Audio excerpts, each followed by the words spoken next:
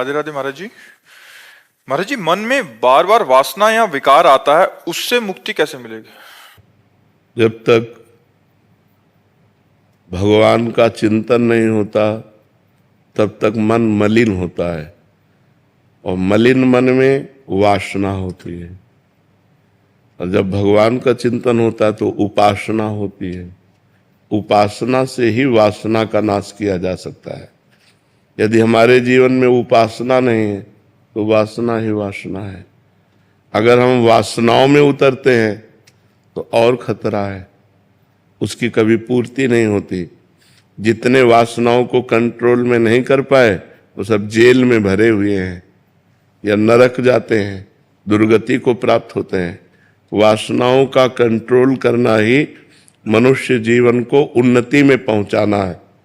तो वासनाओं को कंट्रोल किया जा सकता है भजन के द्वारा। बिना नाम जप के हम वासनाओं से निवृत्त नहीं हो सकते। नाम जप खूब करो। नाम जप करने के लिए पवित्र भोजन चाहिए। यदि अपवित्र भोजन पाओगे तो नाम जप नहीं होगा।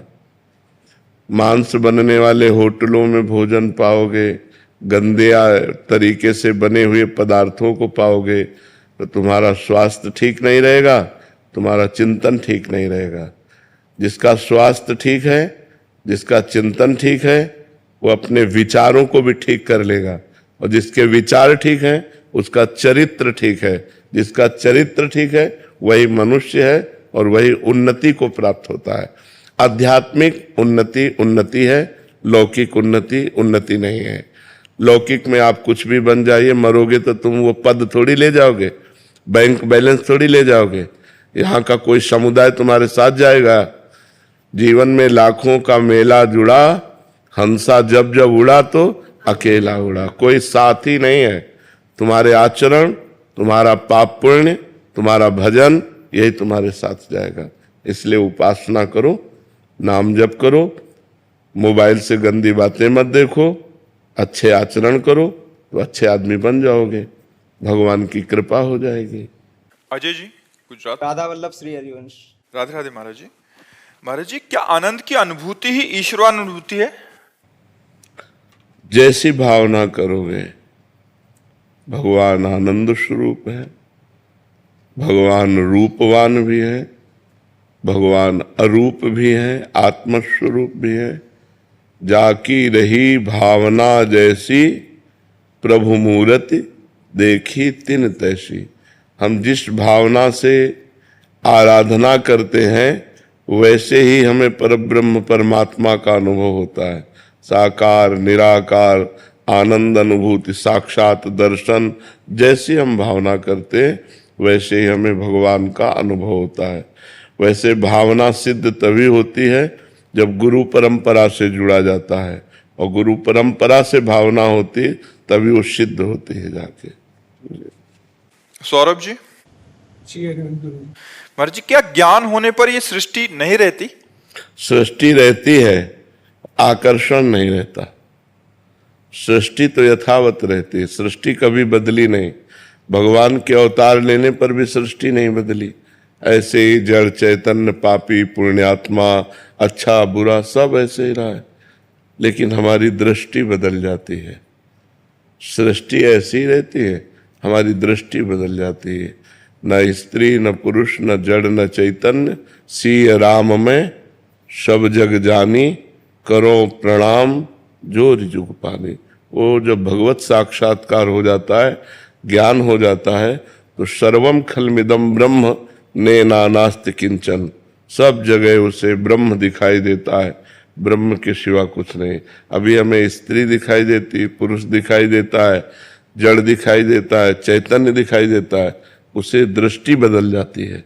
जो ज्ञानी पुरुष है उसकी ब्रह्म दृष्टि हो जाती है, जो भक्त पुरुष है उसी भगवत दृष्टि हो जाती है। सृष्टि वैसे ही रहती है, दृष्टि बदल जाती है। महाराज जी, मन और उसकी विविध अवस्थाएं क्या है? मन की एक ही अवस्था संसार में है। 5 इंद्रियों के साथ शब्द स्पर्श रूप रस गंध का भोग करना, और जब भक्ति में या ज्ञान में बढ़ता है तब उसकी अवस्थाएं बदलती है। संसार की तरफ तो मना खष्टान इंद्रियाणि प्रकृति स्थान कर सती, शब्द स्पर्श रूप रस गंध तन मात्रा, इन्हीं में भागता रहता है मन। कहीं भोगना है, कहीं देखना है, कहीं सूंघना है, कहीं छूना है, इन्हीं क्रियाओं में मस्त रहता है। जब उसको भगवत मार्ग दिया जाता है तो उसकी भूमिका बदलती है। भोगों के त्याग की भूमिका, फिर भगवान की तरफ लगना, फिर लग कर के भगवान में रुचि होना, फिर रुचि से अनुराग हो जाना, समस्त वासनाओं का नाश होकर भगवान के प्रेम में डूब जाना या आत्मस्वरूप भगवान में स्थित हो जाना, ये स्थितियां बदलती हैं। ज्ञान में स्थितियां बदलती हैं, भक्ति में स्थितियां बदलती हैं, भोग में तो वही स्थिति रहती है। कभी शब्द, कभी स्पर्श, कभी रूप, कभी रस, कभी गंध, इन्हीं में भागता रहता है 5 ज्ञानेंद्रियों के साथ मन। और इसी में ओवर थिंकिंग, नकारात्मक सोच, चिंता, भय, उद्वेग, इसी में जीव परेशान है। जब तक वो भगवान का चिंतन नहीं करेगा तब तक इंद्रियां मन के साथ भोगों में जाएंगी और भोगों की कामना, रुपया की कामना, मान प्रतिष्ठा की कामना, यही उसके हृदय में अशांति पैदा कर देगी। और अशांति होने से जीव परेशान हो जाता है, उसे कभी शांति नहीं मिलती। रुपया से, भोगों से कभी शांति नहीं मिलती। शांति मिलती है परमात्मा में चित्त जोड़ने से। जितना हम नाम जप करेंगे, जितना भगवत लीला कथा सुनेंगे, जितना शास्त्रों का स्वाध्याय करेंगे, उतना ही शांति मिलेगी हमें। मन दिव्य होता है कभी? हाँ, मन दिव्य हो जाता है। अभी पार्थिव मन है जो जगत की रचना में भटक रहा है, फिर भगवान की दिव्य लीला में प्रवेश पा जाता है, वो दिव्य मन होता है। अभी पार्थिव मन है, फिर दिव्य मन हो जाता है, भजन के प्रभाव से होता है। जो मन बुद्धि के अगोचर हैं वहां मन बुद्धि का प्रवेश हो जाना दिव्य है। अभी पार्थिव मन है तो ये संसार में ही भटकता है। जब दिव्य होता है तो भगवान में निरंतर नक्सिक लो अंगंग माधुरी, भगवान की रूप माधुरी, लीला माधुरी, गुण माधुरी, धाम माधुरी, इसमें वो दिव्य मन होता है, वही मन हो जाता है। क्योंकि इंद्रियाणाम मनश्चास्मि, मन स्वयं भगवान है। मन स्वयं भगवान है। वो मलिन होने के कारण अपने स्वरूप को भूल गया। जहाँ निर्मल होता है तो मन भगवत स्वरूप हो जाता है। इंद्रियाणाम मनश्चास्मि, भगवान ने कहा इंद्रियों में मैं मन हूँ, तो मन भगवान का स्वरूप हो जाता है। भगवत स्वरूप होकर वो भगवान की दिव्य लीलाओं में प्रवेश पाता है, भगवान के दिव्य धाम में प्रवेश पाता है। बैठे बैठे वो चिंतन में डूबा हुआ है, वो दिव्य हो जाता है मन।